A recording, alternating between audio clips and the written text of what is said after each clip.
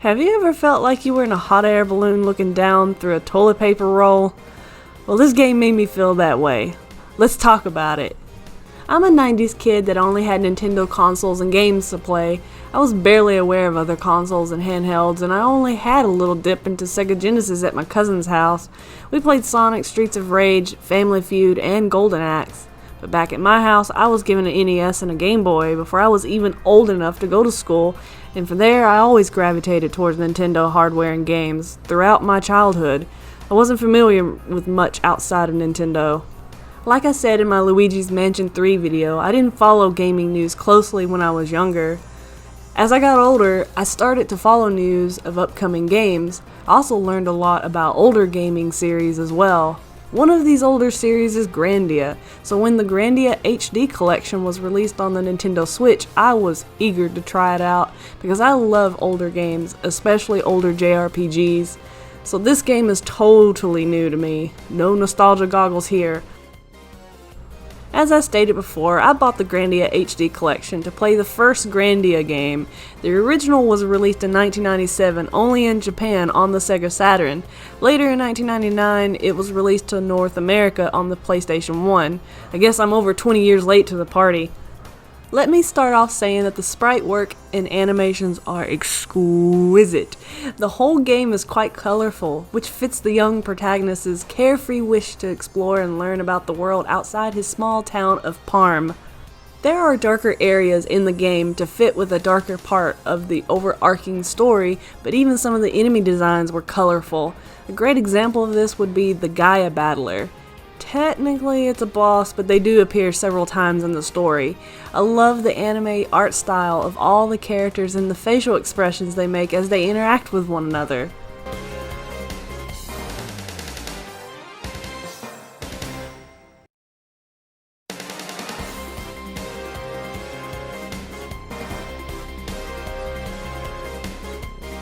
One of the technical things I wasn't a fan of was the almost bird's eye view while running around the world fighting monsters and traversing the environment. As I mentioned before, I constantly felt like I was in a hot air balloon looking through a toilet paper roll at the ground.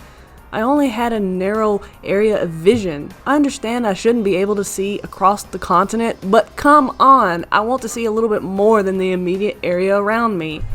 Also, the voice acting is really cheesy.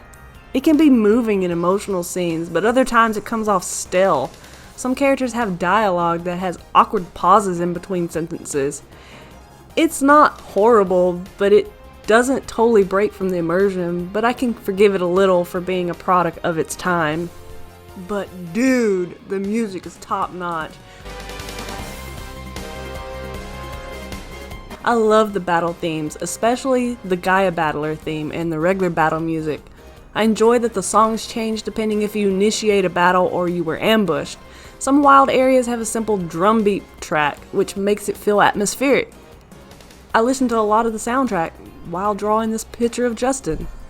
If you haven't noticed already, I like video game music a whole lot. I say this in like every single review pretty much. Anyway, being a JRPG, Grandia has a vast fantasy world to explore and tons of monsters to fight and party members to collect. Yeah, like Pokemon in a way. You begin the game with a small party that consists of Justin at first. Sue joins him not long into the game. They run into Fina on their first adventure, and with her, that makes for a fairly balanced group of people with varying skills to start the game. As you play through, other characters will join and eventually leave your party. As far as I remember, once a member leaves, they don't come back, but there's always someone else that joins not long afterwards. Some of these people I was really sad to see them leave because they were such badasses, like Gadwin for an example. There are a total of 8 playable party members that join up with Justin by the end. With all these comrades, you'll spend a lot of time in battle, fighting baddies on the field or in dungeons. Battles have everyone running everywhere. The sprites of all the characters are not standing in a static lineup like an old school JRPG, so you have to keep in mind how far away each of your party members are from each enemy on the field. Some attacks and spells have a wide area of effect or a magic ability that doesn't care where an enemy is placed. You can't just hit an enemy with a sword that's across the battlefield. You need to decide who attacks which enemy. Decide if you need to attack whoever's the closest or position your party to take out the biggest threat. It all depends on the situation you find yourself in, so you can form efficient strategies. Battles are quick for the most part, but satisfying. There is an active time battle gauge at the bottom of the screen, but it's different than other games I've personally played before. It's actually called an initiative point bar, or IP bar, that shows the order of attack. There are little head icons representing your party and enemies that travel from left to right. The speed at which they zip to the end of the bar depends on how high a given character's speed stat is. There are other things that will affect the speed, such as status effects or charging up for a terribly strong attack. Characters pick their actions when their icon reaches the end of the IP bar and the attack or spell takes effect. Afterwards, they are pushed back to the beginning of the bar. It's a constant circle until the end of the battle or when all party members die. Honestly though, it's not often that a game over will happen, because it's a pretty easy game most of the time. However, I did run across some bosses that had me sweating through the fight. When I did run into a hard boss, I found myself able to get through them, but I did spend some time afterwards leveling up to get stronger. Fighting lots of monsters and constantly using your magic and weapon skills levels you, your magic, and your equipment up, which helps you take on those harder bosses. The more you use them, the better they become.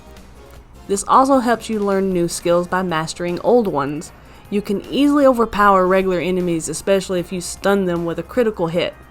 This will knock them down and cancel their turn, pushing them back to the beginning of the IP bar. Be warned, they can do it to you as well. Be careful and plan accordingly. These types of games can have a complicated combat and magic system, but it doesn't take long to understand it as you play. Magic is based on elements like fire, water, earth, and wind. Learning elemental attacks requires a limited asset called mana eggs, and you can trade them at shops for an element. 1 mana egg equals 1 element for 1 party member. Even though they are technically a finite resource, they are bloody everywhere.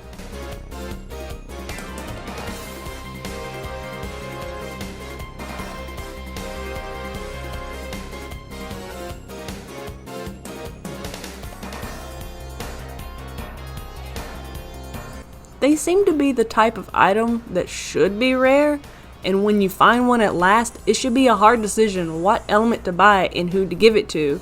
I feel that because of this, it makes you too powerful too soon. I mowed down everyone in my path. Couple that with save points that recover HP and MP, and I felt nearly unstoppable.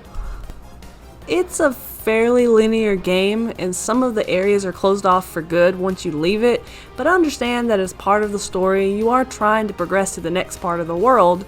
You are an adventurer after all. Along the way were a few optional dungeons with bosses. I tried one of these bosses, and I didn't realize it until the boss proceeded to hand me my ass. I cried, told him we should see other people, and moved on.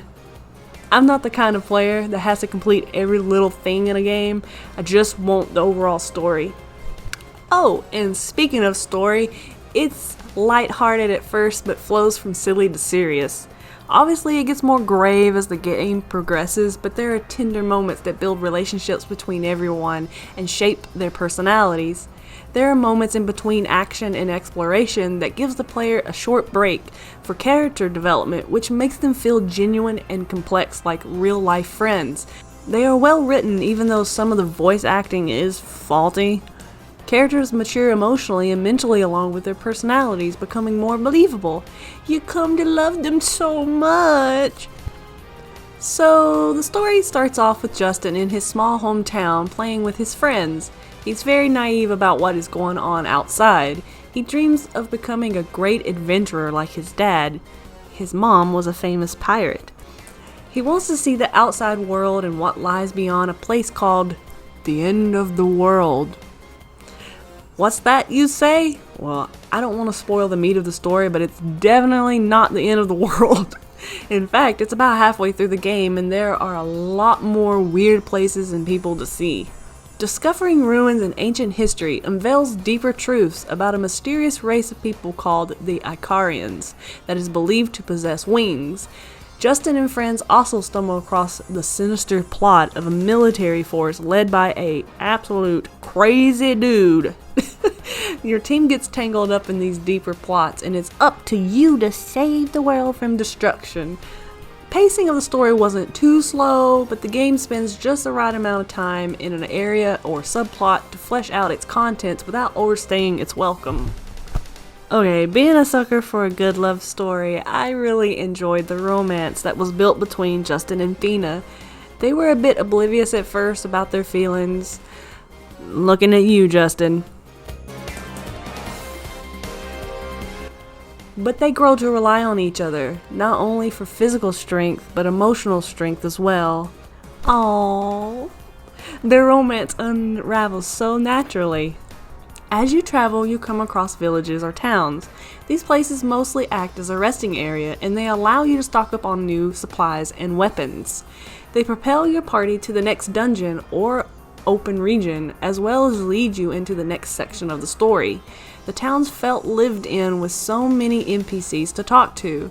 The residents of these villages always had multiple lines of dialogue each, so I can see there was a lot of love that was put into making this world feel like it really exists. The message I take away after completing the game is that it's a coming-of-age story. Justin and friends start off as innocent kids, but end up growing in more than one way through their relationships with their friends and overcoming trials along the way.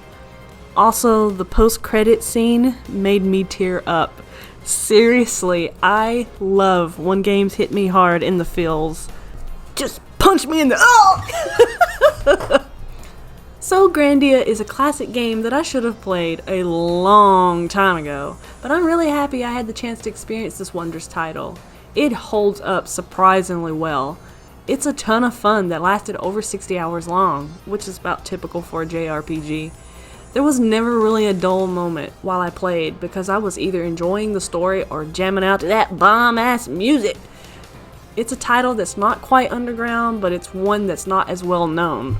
This poor game came out back in the day between two juggernauts from Final Fantasy, so it never really got to shine as bright because it was overshadowed by them. So if you want something different than the typical darker tone JRPG, here's one to try out if you haven't already. Also, thanks for watching. I hope you enjoyed my little video on Grandia and have the most wonderful and fantastical day.